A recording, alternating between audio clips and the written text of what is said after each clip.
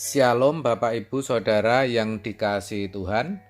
Seri pengajaran hari ini berjudul Menjadikan Masalah sebagai Tuan.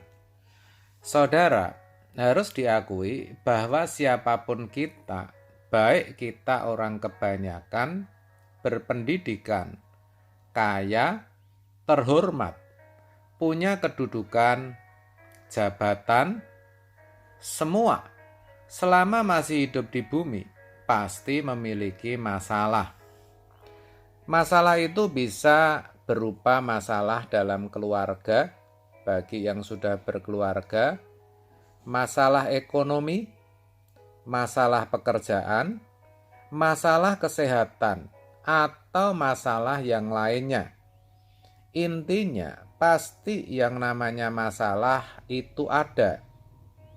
Kalaupun saat ini ada di antara saudara yang merasa aman karena tidak ada masalah, tunggu saja dan tidak perlu cari masalah.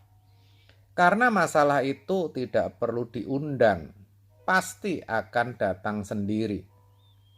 Saya katakan demikian bukan berarti saya senang atau saya berdoa supaya saudara mendapat masalah.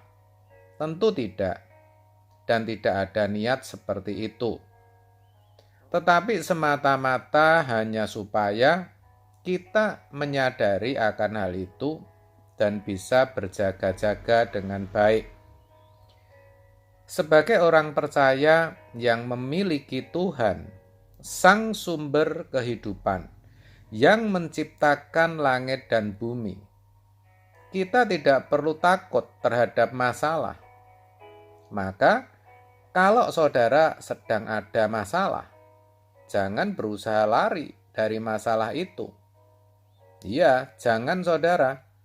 Banyak orang saya lihat suka lari dari masalah. Jangan saudara. Tetapi, jangan juga menjadikan masalah sebagai tuan, bahkan segalanya.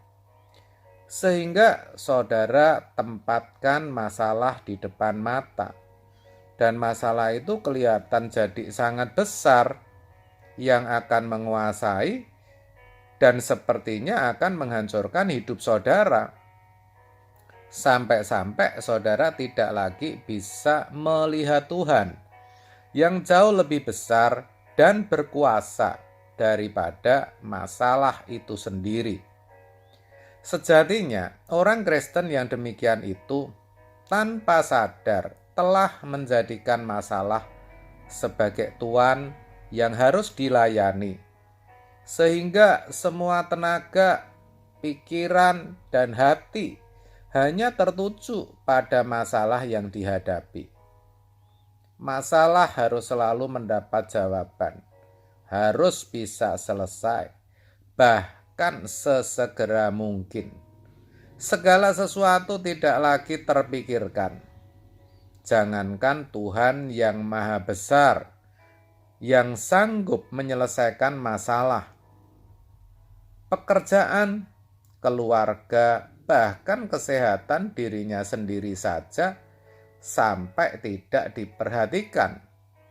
Ada yang sampai tidak suka dan tidak mau makan, tidak bisa tidur.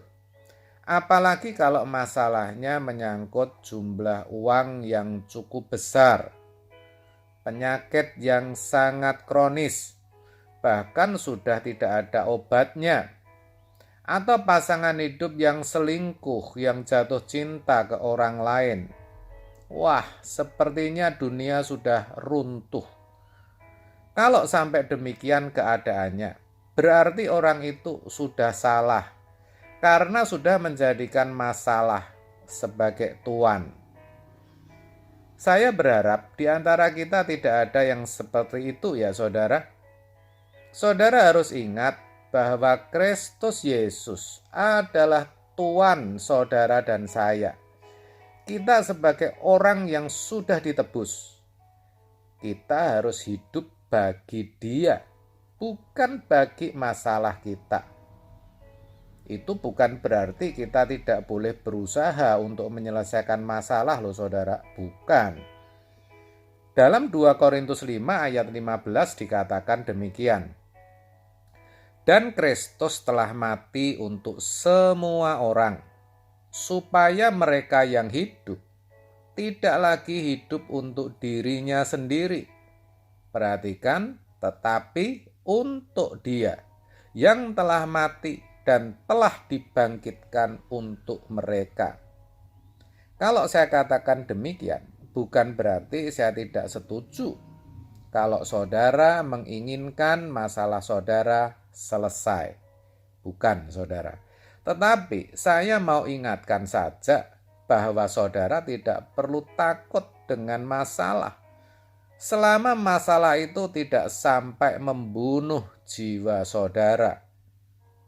Matius 10 ayat 28 menuliskan demikian. Dan janganlah kamu takut kepada mereka yang dapat membunuh tubuh, tetapi yang tidak berkuasa membunuh jiwa. Takutlah, terutama kepada Dia yang berkuasa membinasakan baik jiwa maupun tubuh di dalam neraka. Dengan kata lain, masalah yang perlu ditakutkan justru tentang keselamatan jiwa kita. Lebih baik masalah yang kita hadapi tidak selesai, tetapi jiwa kita selamat, daripada masalah kita selesai, tapi jiwa kita binasa, saudara. Jadi jangan jadikan masalah saudara sebagai tuan atau segalanya. Ini yang jarang disadari kebanyakan orang. Memang kalau boleh ya masalah kita selesai, jiwa kita juga selamat, saudara, kan begitu.